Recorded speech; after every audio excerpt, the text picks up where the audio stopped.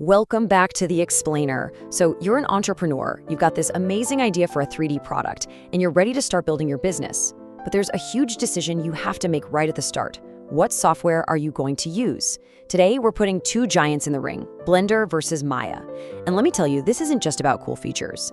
This is a business decision, one that could literally make or break your new venture. So let's get right into it. All right, so you're at that exciting point, right? You've got the skills, you've got these incredible ideas for products you can actually 3D print and sell. But hold on, the software you pick, it's way more than just a tool. Think of it as your first major business partner. The choice you make right now is going to define your startup costs, your entire workflow, and seriously, your potential for growth down the road. So let's frame this up. This isn't your typical feature-by-feature tech review. Nope. We're looking at this purely from an entrepreneur's point of view.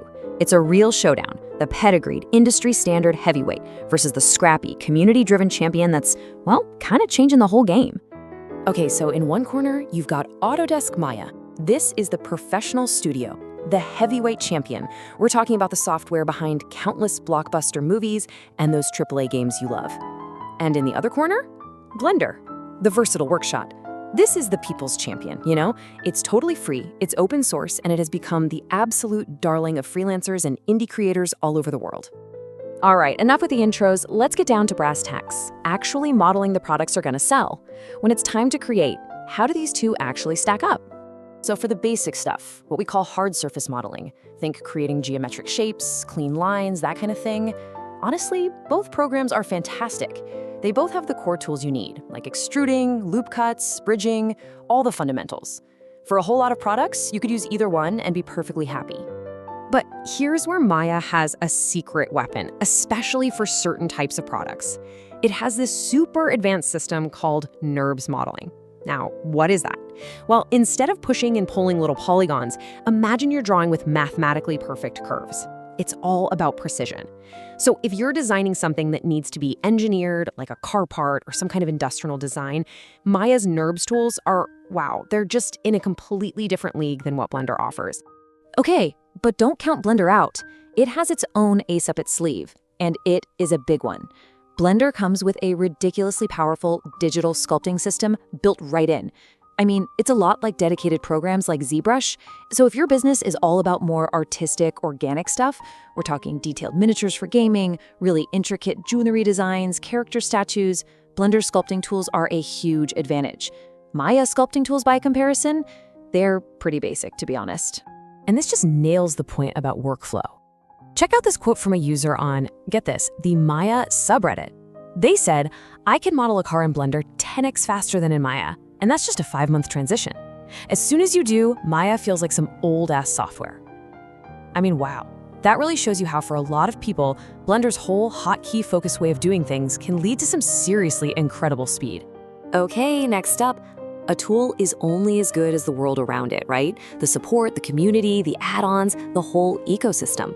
So let's see how our two contenders stack up here. This is a big one for Blender. Because it's free, this massive, almost cult-like community has sprung up around it.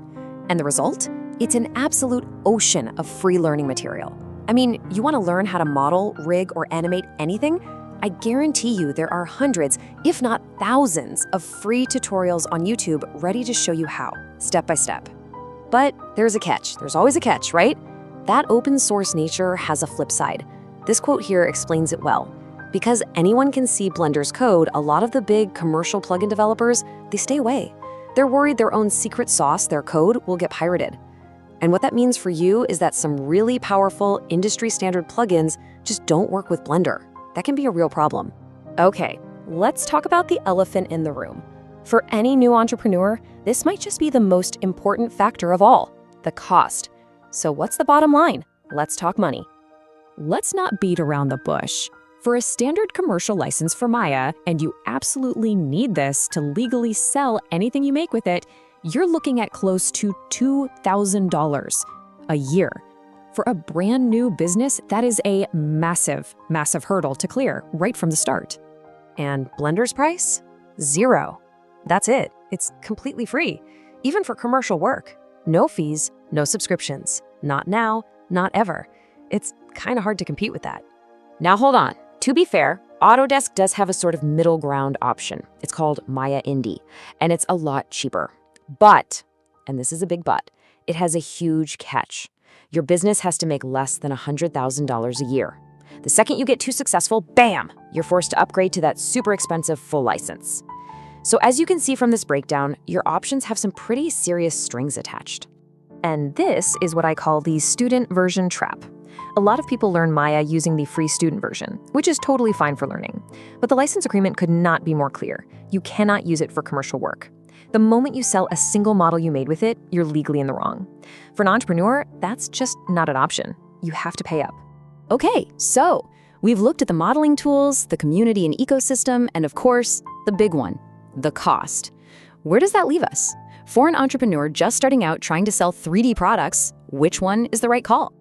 Look, the perfect answer for your business really boils down to 3 simple questions. First, what kind of products are you making? Is it precise engineering or is it more artistic? Second, what's your budget, really? And third, what kind of workflow do you need? Do you need an all-in-one shop or do you need to plug into other industry tools? Your business plan, not a tech review, should be your guide here.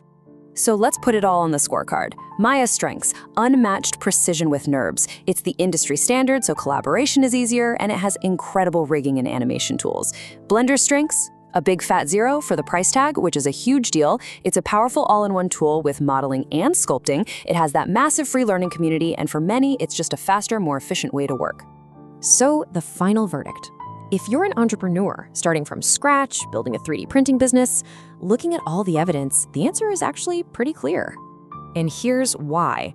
It comes down to pure, simple business logic.